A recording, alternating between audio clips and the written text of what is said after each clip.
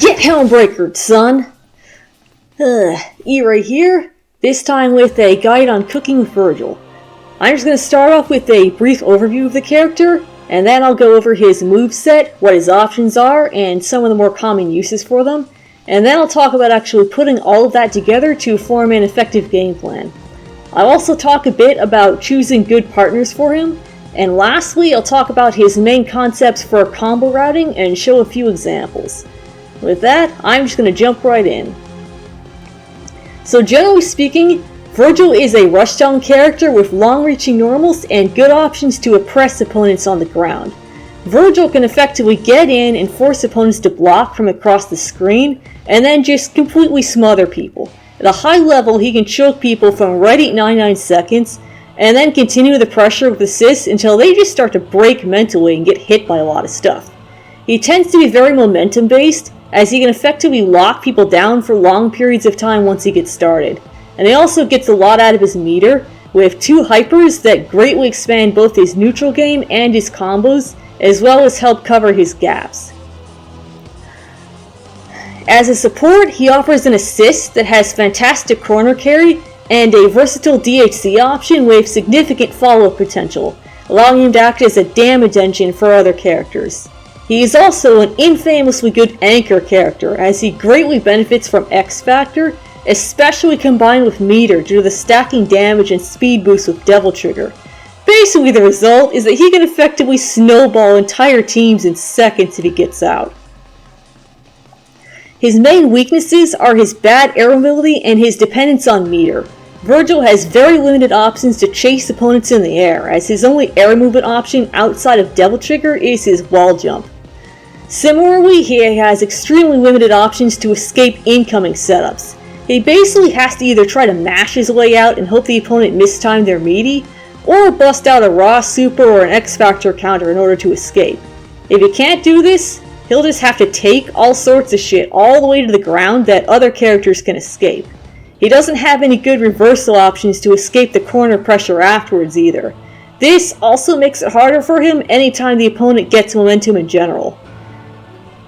Vergil is also very dependent on meter for both his neutral game and his damage.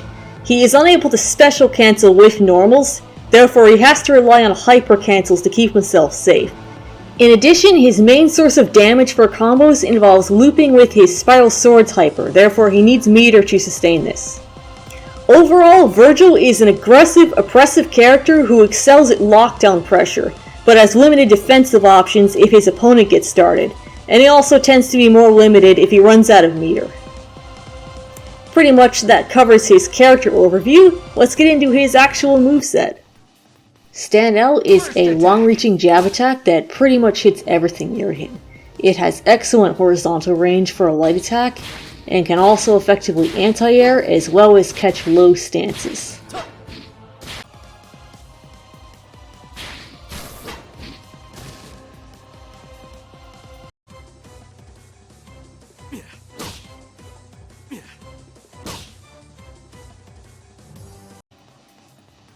For Stand Am, Vergil steps forward and does a swipe attack. Has a bit less coverage than Stand L, however it has similar good horizontal reach and anti-air capability. For Stand H, Vergil unsheaths Yamato and lunges forward with a swipe. Stand H has fantastic range and coverage. It can hit from roughly halfway across the screen. It can also anti-air, and it has some coverage behind Vergil. It also nullifies projectiles on contact. However, it is very unsafe on whiff. His crouch normals all hit low. Crouch light is slightly faster than stand light. Crouching M reaches a little bit farther. Crouching heavy reaches about halfway across the screen and nullifies projectiles on contact. On whiff, it has a bit less recovery than stand H, which can make it a safer option if you're just trying to destroy some projectile. On hit, it causes a soft knockdown. Crouching heavy is a staple in Vergil's combos as it causes a large amount of fixed hit stun. Jump light is a fairly standard air jab, hits everything near him. For jump medium, Vergil unsheaths his sword and does a swipe in front of him. Has good range in front of him, and it will destroy projectiles on contact. Jump heavy, Vergil does a slash in front of him at a slightly downward angle. It has good range, and it will destroy projectiles on contact. Since it can hit slightly below him, it is especially useful for stuff like jump-ins and air-to-ground punishes, or just for destroying projectiles on the way down. Forward H on the ground does Stinger. Vergil pulls out the Force Edge and rushes forward with a thrusting attack. If it hits an enemy in the air, it causes a wall bounce. Stinger has good range, therefore it can be very useful for closing in, and it also has a lot of application in combos. It can also be good at getting happy birthdays if the opponent calls an assist on the ground. It does have a long recovery, therefore it is very unsafe on whiff. Down forward H does high time. Vergil pulls out the Force Edge and does a rising attack, which also hits OTG. Pressing H again on hit will cancel into a teleport back to the ground. High time can only be cancelled with teleport, so trying to go into super afterwards using LM will not work.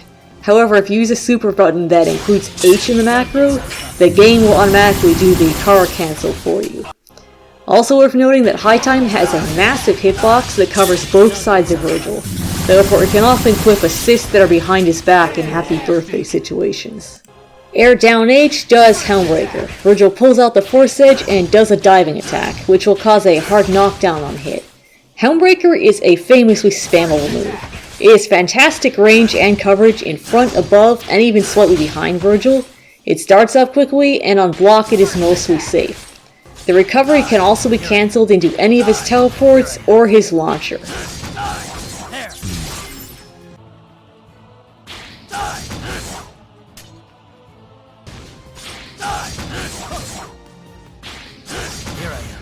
Helmbreaker can also be input with a down forward or down back H to OS with air throw.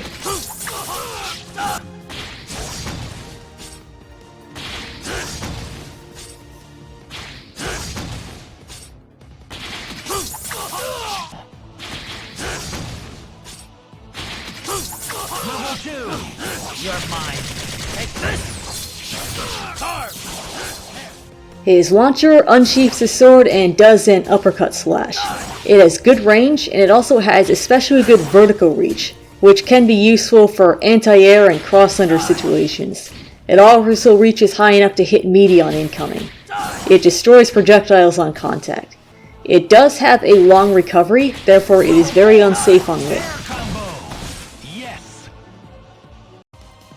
Pressing H after the launcher chains into upper slash. He strikes them back down, causing a ground bounce on hit.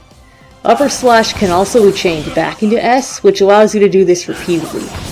On hit, that won't combo since you only have one ground bounce. However, on block, this creates an infinite block string that can only be escaped by push blocking. In practice, however, this isn't really safe, as push block can make you whiff the launcher. So generally, you're going to want to just do it once and then cancel into something else. Upper slash also has the ability to nullify projectiles, although since it is a chain move, this isn't something you really see too much. You're going down.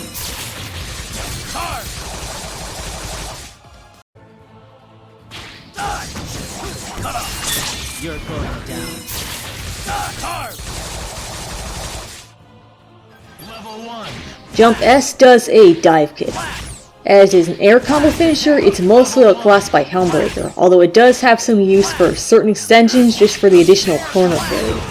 However, it is more noteworthy for its usage outside of launcher combos, where it causes a ground bounce on hit. That being said, its usage in neutral is more limited, as it isn't safe on block. So for the projectile no-normals, a general rule you can remember is anything that uses the Yamato blade will do it. In other words, stand heavy, crouch heavy, jump medium, jump heavy, his launcher, and upper slash.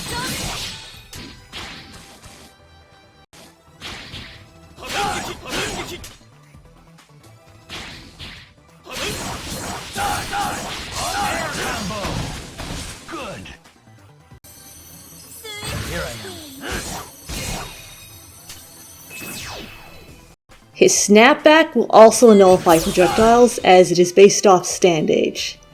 However, the latter is often a disadvantage, as one of the more common uses for a raw snap is against supers. Projectile null normals will not work against supers, because the way projectile null actually works is it's kind of like having a medium priority projectile attached to your hitbox, except it doesn't use the durability point system. So basically, if it hits a low priority projectile, it'll cut through. If it hits a medium, then both the projectile and your hitbox will be destroyed. But if it hits a high priority projectile, which most supers are, then the projectile will actually destroy your hitbox. And that causes Vergil's snap to lose in situations where most other snaps would trade. Here is an example. You're going down. First attack!